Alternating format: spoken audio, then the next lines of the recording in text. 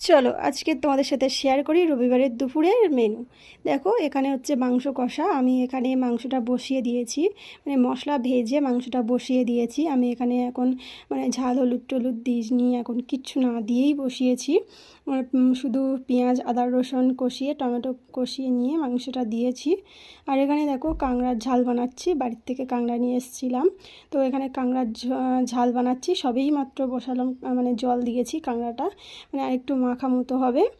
আর এখানে দেখো হচ্ছে শুক্তো শুক্তো বানিয়েছিলাম, বাড়ির থেকে সব রকমের সবজি নিয়ে এসেছিলাম, তো ভাবলাম একটু শুক্তো করি। তো এখানে হচ্ছে ডাঁটাটা অ্যাড করা হয়নি, আর শিমটা নেই, দুটো নেই, আর যেগুলো ছিল সেগুলো দিয়েই বানিয়েছি।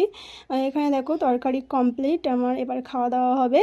তো সব দেখিয়ে দিলাম তোমাদেরকে। এখানে দেখো মাংস আর আছে গরমা গরম ভাত। তো ভিডিওটা কেমন লাগলো অবশ্যই জানিও। সবাই ভালো থেকো, সুস্থ থেকো, টাটা।